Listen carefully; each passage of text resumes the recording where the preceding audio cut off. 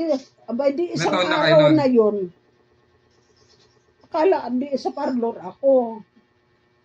Medyo maaga pa ako umuwi. Kasi dati mga alas 9 kami na nagsasara na uwi. Maaga kami na pauwi noon. Si Tilina pala. At saka si Tiang Ising, yung may-ari ng apartment. Sila pala, inudyukan nila ako. Tapos sila pala, abay bumili pala ng manok, niluto nila.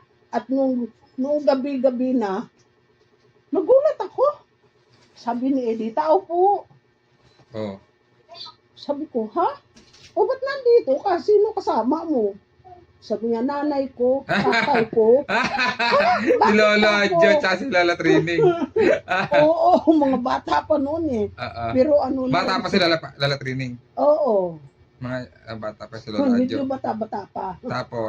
Tapos hindi umakyat kami. Sabi, ha? Bakit? Sabi, may sasabihin kami sa iyo eh. Ha? Sabi ko, nakakagulat naman to. Sa isip ko, bakit kaya? Hindi niyo pa rin alam. Hindi ko.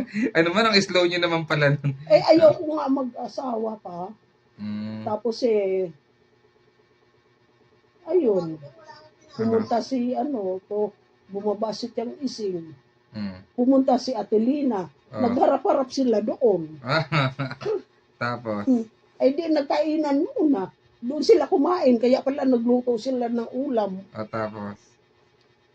Wala naman silang kadala-dala eh. Kahit ano, wala. Sino kadala-dala? Walang dala si sila tatay? Oo, wala. Sila lang. Namanigan na agad? Katawan lang. Kasal na agad? Oo, tapos, sabi ko, nag-usap sila.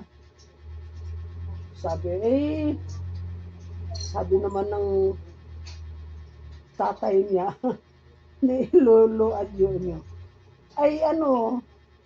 gusto namin sabihin niya itong anak namin kung nagmamahalan din lang kayo hindi mo nga alam.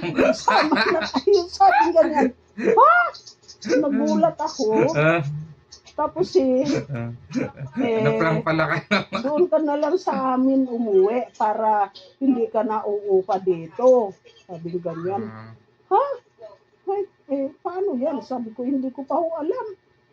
Pag-isipan ko pa ho. Pero araw-araw na doon na napunta si tatay mo. Araw-araw na napunta. Hindi, yun na nga.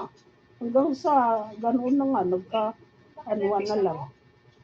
Inano pa nga yan sino ba tong isang lalaki na to? Yung inano pa? Kasi umuwi na siya gabi sa kanto.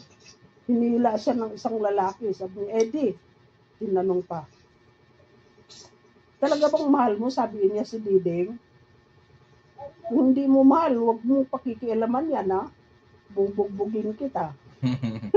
Sabi ng isang mama, oo, mahal ko yun. Sabi ni Eddie, pag yan kung ano mangyari din kay Diding ewan ko lang sa iyo.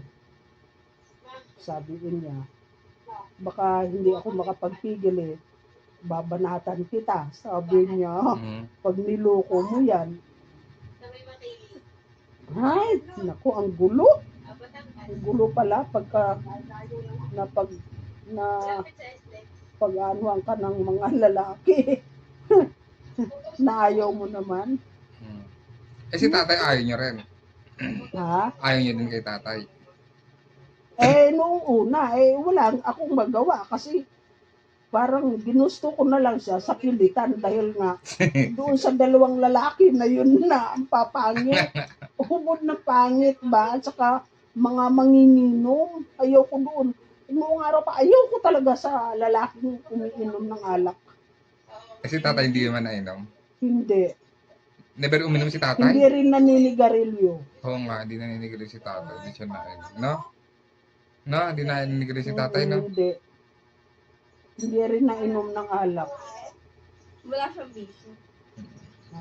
Kahit noon pag Nainom yun, pero pagka doon nung kami nagkasama na, may anak na kami, pag doon sa may doon na sa bahay nila, sa tahi